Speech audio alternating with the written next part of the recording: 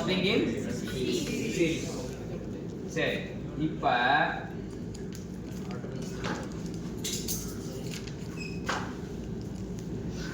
இது string connected in parallel.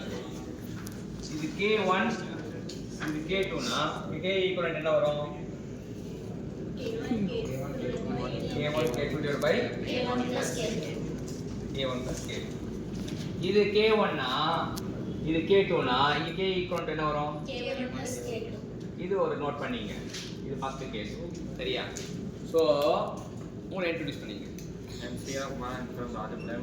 Currently I studying BE Mechatronics Kongi Engineering. So k equivalent கண்டுபிடிக்க ரெண்டு formula பார்த்தாச்சு. சரியா? ரெண்டுமே நோட் பண்ணிட்டீங்களா?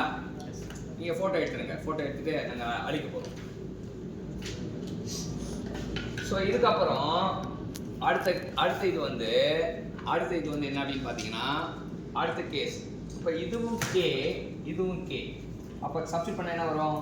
k square by k 2k 2k வரும். அப்ப என்ன வரும்? k by 2 ஆயிடும். அப்ப ரெண்டு ஸ்ட்ரிங் ஈக்குவல் சீக்வென்ஸ்ல இது பண்ணனும்னா ரெண்டு ஈக்குவல் சீக்வென்ஸ் இருந்தா ரெண்டுத்தையும் சீரிஸா கனெக்ட் பண்ணா k வந்து ஒண்ணா இருந்தவன் பாதியா மாறிடும். இங்க இதுவும் k இதுவும் k. அப்ப என்ன ஆயிடும்? parallel கனெக்ட் பண்ணும்போது ரெண்டுமே ஈக்குவல் சீக்வென்ஸ் இருந்தா ரெண்டு மடங்கு பலசாலி ஆயிடும். அதாவது இதுவா இருக்கும்போது ஈக்குவலா இருக்கும்போது ரெண்டு சீரிஸா கனெக்ட் பண்ணும்போது வீக் ஆயிடும், பாதி பலவீனம் ஆயிடும். சரியா? இது தெரிஞ்சுக்கலாம்.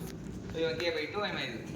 இப்போ மாஸ் வந்து இருக்கு அப்படின்னா இப்போ இதில் வந்து நேச்சுரல் ஃப்ரீக்வன்சி கண்டுபிடிக்கிறதுக்கு ஃபார்முலா இருக்கு. நேச்சுரல் ஃப்ரீக்வன்சி வந்து it is root of k by m. இங்கே k பதிலா k ஈக்குவல் பை m போட்டுப்போம். இங்கே சீரிஸில் கனெக்ட் பண்ணும்போது இட் இஸ் ஃபார்முலா என்ன ஆகிடும்? k by 2m ஆகிடும்.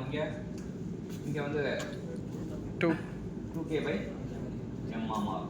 சரியா? இதுதான் வந்து natural frequency. How to calculate natural frequency of the spring mass system. இது ஒரு கொஸ்டின் கொண்டு வரும். இது வந்து எல்லா பிளேஸ்மெண்ட்டுக்கும் இம்பார்ட்டன்ட், எல்லா காம்படிட்டிவ் எக்ஸாமுக்கும் இம்பார்ட்டன்ட். ஸோ இதை பேஸ் பண்ணி நம்ம அடுத்த இது பார்ப்போம். இப்போ வந்து ஸ்டிஃப்னஸ் வந்து வேறவா இருந்தப்ப k1 k2 இருந்தப்ப ஃபார்முலா என்னன்னு பார்த்தோம். ரெண்டுமே கேவா இருக்கும்போது ஈக்குவல் ஸ்டிஃப்னஸ் எப்படி ஆகுதுன்னு பார்த்தோம். சீரிஸ் என்ன ஆகுது, பேரலல் என்ன ஆகுது பார்த்தோம். அப்புறம் அதுக்கு நேச்சுரல் ஃப்ரீக்வன்சி பார்த்தோம். கற்றுக் கொடுத்த ஸ்ரீராமுக்கு தேங்க்யூ சொல்லுவோம்.